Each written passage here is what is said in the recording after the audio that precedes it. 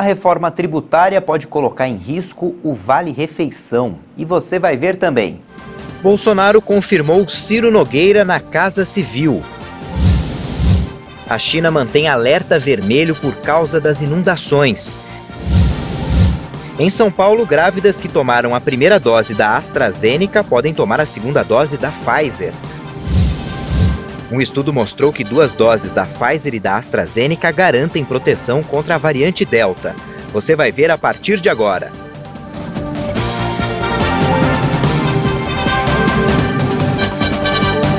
Olá, boa tarde. O Brasil deve retomar no segundo semestre as aulas presenciais das redes pública e particular com maior frequência. Em alguns locais, as atividades presenciais vão voltar de forma parcial pela primeira vez desde o início da pandemia. A retomada das aulas presenciais vale para as redes pública e particular dos ensinos infantil, fundamental e médio. Em algumas unidades da federação, o retorno vai ser um novo desafio. No Distrito Federal, a rede pública reabre as portas em 2 de agosto para todo o ensino básico pela primeira vez desde março de 2020. No Recife, a rede municipal também passa a ter aulas presenciais pela primeira vez desde o início da pandemia. Antes, apenas as unidades estaduais e privadas funcionavam dessa forma. Na cidade de São Paulo, a volta às aulas presenciais acontece nas escolas públicas, estaduais e particulares. As escolas podem retomar as aulas com 100% da capacidade em agosto, desde que haja distanciamento de 1 metro entre os alunos em sala de aula. Antes, a distância era de 1,5 metro. Já a rede municipal da capital vai receber 100% dos alunos, mas por meio de rodízio, e as creches devem ter até 60% da capacidade. Em Belo Horizonte, as aulas presenciais nas redes municipal, estadual e privada estão autorizadas apenas para alunos da educação infantil ou ensino fundamental. O retorno dos estudantes do ensino médio às escolas depende da melhora dos indicadores da Covid-19 e não tem data para acontecer. A cidade de São Paulo vacina hoje contra a Covid-19 cerca de 150 pessoas com 31 anos. E o estado autorizou as mulheres grávidas que tomaram a primeira dose da AstraZeneca a tomar a segunda dose da Pfizer. Moradores da capital paulista com 31 anos já podem tomar a primeira dose da vacina contra a Covid. Este grupo é formado por cerca de 151 mil pessoas. Na sexta-feira é a vez de quem tem 30 anos, um grupo com cerca de 154 mil pessoas. Já no sábado, acontece a repescagem para quem tem de 30 a 34 anos e a segunda dose para todos os grupos. A partir de sexta-feira, ficou determinado que as grávidas e puérperas que receberam a primeira dose da vacina AstraZeneca contra a Covid em todo o estado de São Paulo podem tomar a segunda dose do imunizante da Pfizer. Mais de 9 mil grávidas do estado tomaram AstraZeneca e devem procurar os postos de vacinação na data marcada no cartão de vacinação para tomar a segunda dose da Pfizer. Anteriormente, a determinação do estado para os municípios era de seguir a orientação do Ministério da Saúde para que grávidas e puérperas completassem o esquema vacinal 45 dias após o parto. A AstraZeneca foi suspensa para gestantes em maio, após recomendação da Agência Nacional de Vigilância Sanitária por conta de uma reação adversa. Desde então, a orientação é de que as gestantes e puérperas recebam Coronavac ou Pfizer na primeira dose. A Secretaria Municipal de Saúde de São Paulo anunciou que na segunda-feira vai na casa de 652 grávidas que tomaram AstraZeneca para aplicar a segunda dose da Pfizer. E também vai fazer um dia de repescagem para quem tem mais de 30 anos. Na terça e quarta-feira deve ser a vez de quem tem 29 anos. Na quinta e sexta-feira vão ser vacinadas as pessoas com 28 anos. O Ministério da Saúde confirmou que o Brasil chegou a 545 mil mortes por Covid. A média móvel é a menor desde 26 de fevereiro. Mais de 1.424 mortes por Covid-19 foram registradas de um dia para o outro. O número total de vítimas passou para 545.604. Foram confirmados 54.517 casos em 24 horas. Desde o início da crise sanitária, são 19.473.000 diagnósticos da doença. A média de mortes por Covid-19 nos últimos 7 dias foi de 1.173 óbitos por dia. É a menor desde 26 de fevereiro, quando foi a 1.153 vítimas. A curva de mortes caiu 22% em relação a 2 semanas atrás. Está em queda há 25 dias. De acordo com os números oficiais, a média diária de novos casos está em 37.746.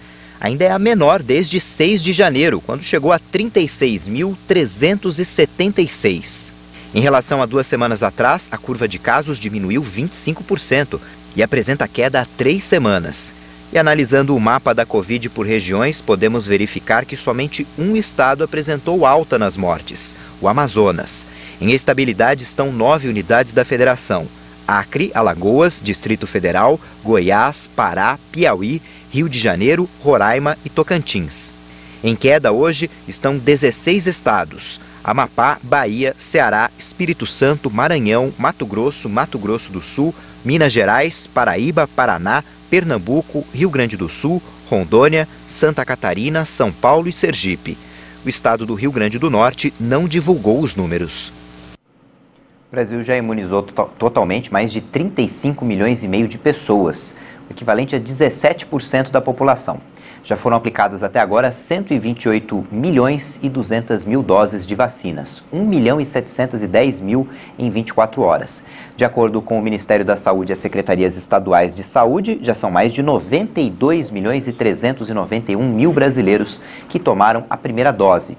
Isso equivale a 43,6% da população brasileira. Mais de 35 milhões e 800 mil pessoas, ou 16,9%, já foram totalmente imunizadas. Os estados que mais vacinaram a população são São Paulo, Rio Grande do Sul, que imunizaram mais da metade da população com a primeira dose, e Mato Grosso do Sul, que atingiu 47% na primeira dose e tem a maior parcela da população completamente imunizada, 29,9%. As 2 doses da Pfizer e da AstraZeneca garantem proteção contra a variante Delta, identificada primeiro na Índia. O Instituto Butantan começou a avaliar também a eficácia da Coronavac contra essa cepa. A análise de um estudo publicado pelo New England Journal of Medicine apontou a eficácia das vacinas anti-Covid da Pfizer-BioNTech ou da Oxford AstraZeneca contra a variante Delta do coronavírus, que é mais transmissível do que as demais. A eficácia foi comprovada entre as pessoas imunizadas com as 2 doses. A Pfizer apresentou 88% de eficácia e a AstraZeneca 67%. Em ambos os casos, a eficácia após a primeira dose foi de apenas 30%. O estudo foi feito com base em dados recolhidos pelo Instituto de Saúde do Reino Unido, que incluíam 20 mil casos da variante Delta. Agora, o Instituto Butantan começa a avaliar a eficácia da Coronavac contra a variante Delta.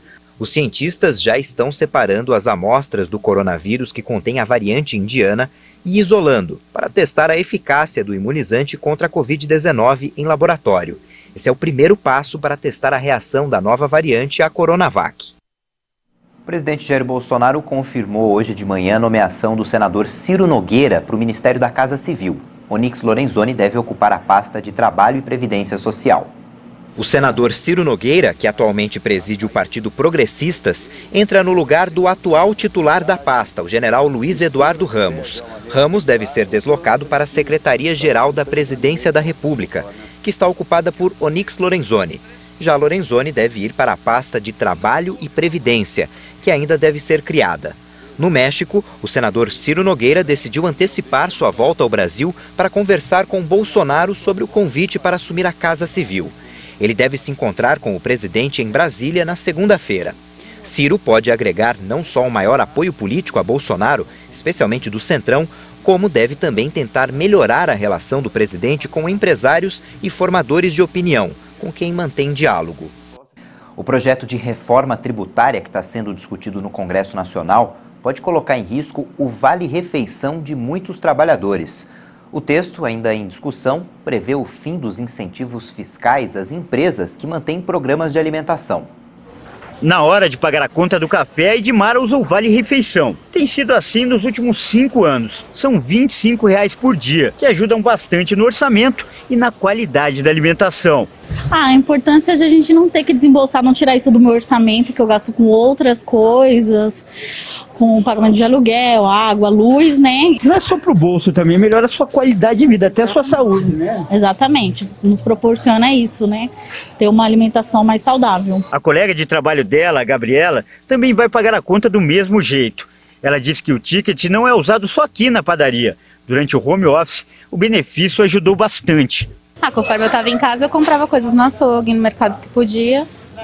Aí vindo para cá, a gente só gasta em restaurante mesmo na hora do almoço. Mais de 22 milhões de brasileiros recebem os vales refeição ou alimentação. O benefício faz parte do PAT, o Programa de Alimentação do Trabalhador, que foi criado em 1976. Mas o projeto de reforma tributária que está em discussão no Congresso Nacional pode acabar com os tickets de comida. O texto determina o fim dos incentivos fiscais às empresas que aderirem ao programa. A justificativa é que, com a reforma, as empresas terão que pagar uma carga tributária menor. Eu acho que o maior problema aí vai ser aquelas empresas menores que de alguma forma ou de outra já deixam de cumprir algum tipo de obrigação, porque a gente sabe, né, a pandemia veio aí, afetou milhares de negócios, pequenos negócios, e a empresa faz o quê? Qual que é a primeira linha de uma empresa que começa a apertar a questão financeira? É deixar de pagar tributo. Então prefere pagar empregado, que para mim não está correto, obviamente, e a última coisa que pensa em pagar é tributo, diferentemente do que acontece com uma empresa grande, que certamente tem uma reserva, tem um caixa de contingenciamento, tem um planejamento financeiro todo montado a longo prazo. A possibilidade de corte do benefício já tem causado polêmica. A Associação Brasileira de Empresas de Benefícios ao Trabalhador, a BBT, acredita que se o texto for aprovado dessa forma, muitas empresas deixarão de oferecer o auxílio para alimentação. Na medida em que a reforma tributária traz mudanças no que diz respeito à isenção fiscal, etc., então a gente não tem dúvida de que isso vai desestimular, vai fazer com que o empresário acabe utilizando esse valor que, em princípio, é concedido a título de auxílio alimentação para outras finalidades, e isso, com o tempo, vai acabar se diluindo, né? E esse benefício, ao longo do tempo, é capaz de, inclusive, desaparecer. A minha maior preocupação com isso é em relação à questão relativa a acordo coletivo e convenção coletiva, que exige do empregador o pagamento desses vales para o empregado. E aí, obviamente, com ou sem incentivo, a empresa é obrigada a pagar. Bares, restaurantes e padarias, como essa aqui, que fica na região central de São Paulo, devem ter um impacto bastante negativo com a medida. Uma pesquisa feita pela BBT projeta que o fim dos vales refeição e alimentação deve causar a falência de mais de 100 mil estabelecimentos em todo o país. O gerente da padaria calcula que cerca de 30% dos pagamentos são feitos com vale-refeição. Quando chega o fim do mês, inclusive, alguns clientes deixam de frequentar o local porque os créditos do vale acabaram. Dia 22, dia 23, aquele cliente, ele já a entrada dele no estabelecimento é menor. Às vezes fala, nossa, você sumiu, que o ticket está acabando. O saldo do ticket está negativo, só semana que vem. Então a gente percebe a importância desse ticket para nós, porque a gente às vezes o cliente quer vir, mas não tem mais o saldo no cartão para estar utilizando no estabelecimento. Quem não tem mais o benefício sabe bem a falta que faz. A Daniele passou a trabalhar como autônoma e teve que abrir mão do vale. Para muitas famílias isso se torna parte do salário já, e eles contam com isso para botar comida dentro de casa, né? Isso é fundamental para o orçamento e para a alimentação deles e da família deles. Tendo em vista que 85% aproximadamente dos trabalhadores recebem até 5 salários mínimos, então esse adicional, quer dizer, benefício, né, para fundamentalmente garantir uma alimentação de qualidade ao trabalhador, ele representa muito do salário, muito do dia a dia do brasileiro. Então, qualquer, digamos, vulnerabilização da concessão desse auxílio, isso desestrutura até a economia familiar. Depois do intervalo, a gente fala da tempestade na China que causou danos e deixou pelo menos 33 mortos. Voltamos já.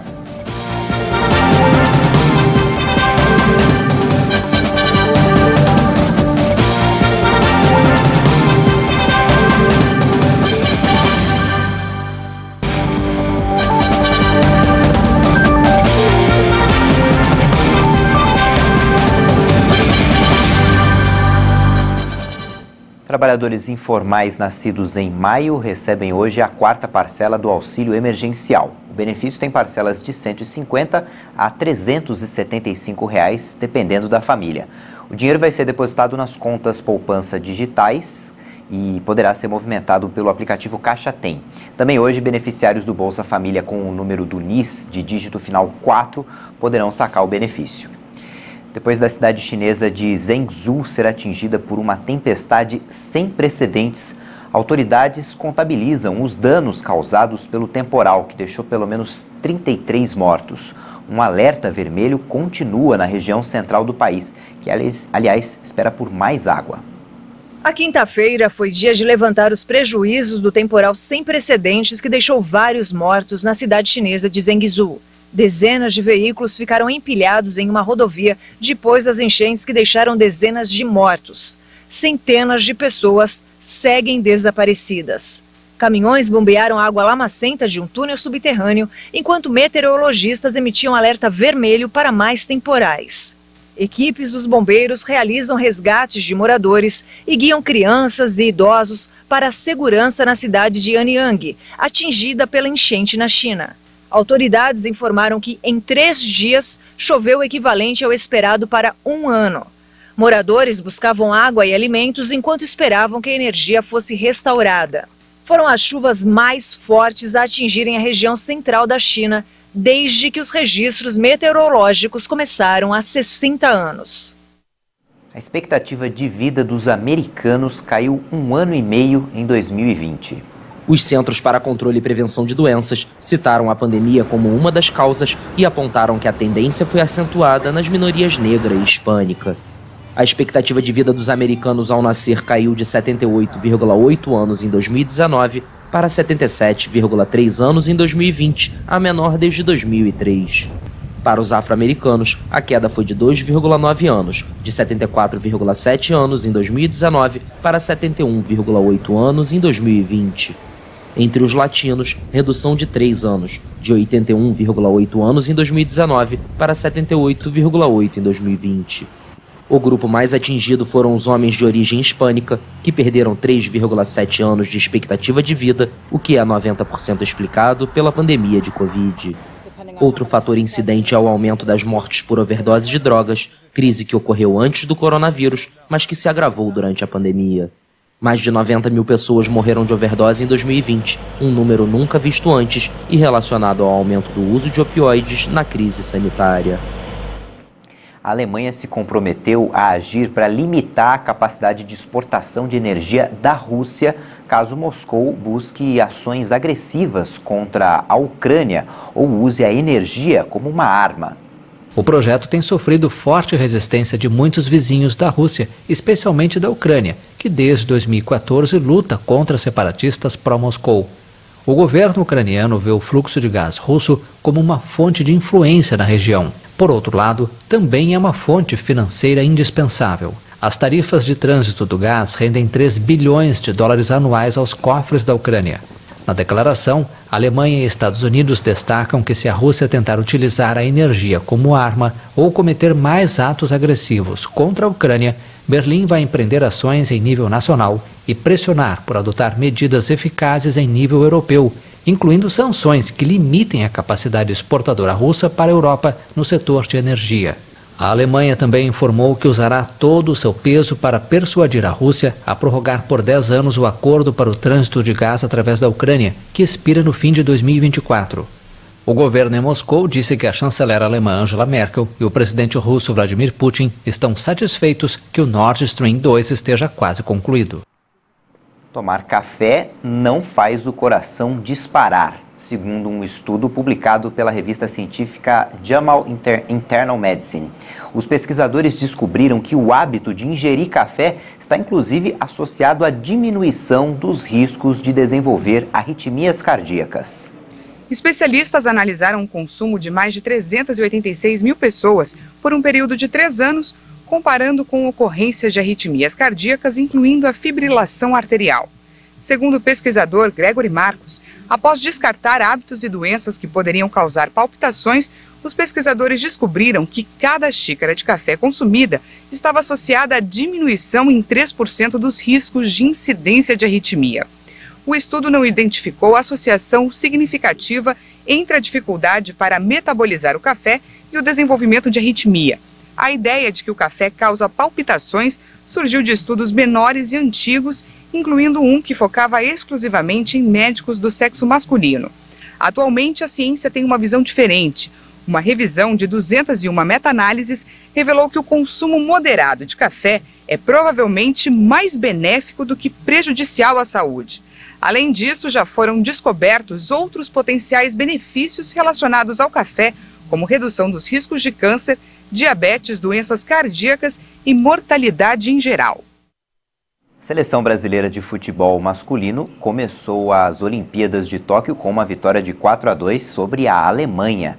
O camisa 10 Richarlison fez 3 gols. O próximo jogo do Brasil vai ser no domingo, às 5h30 da manhã, contra a Costa do Marfim, que hoje venceu a Arábia Saudita na primeira rodada. O Corinthians anunciou na manhã de hoje a contratação de Renato Augusto, de 33 anos. Depois de 5 temporadas no futebol chinês, o jogador volta ao Corinthians, clube onde ele foi campeão brasileiro em 2015, inclusive sendo eleito o melhor jogador da competição. Na Ásia, ele disputou 150 jogos, marcou 40 gols e venceu a Copa da China em 2018. O Renato Augusto ganhou o ouro olímpico nos Jogos do Rio em 2016 e disputou a última Copa do Mundo pela seleção brasileira. O contrato com o Corinthians vale por 2 anos e meio. Essa edição fica por aqui, mas no YouTube você pode rever as nossas reportagens. Já já tem outras informações com a Juliana Dariva. Tchau, boa tarde.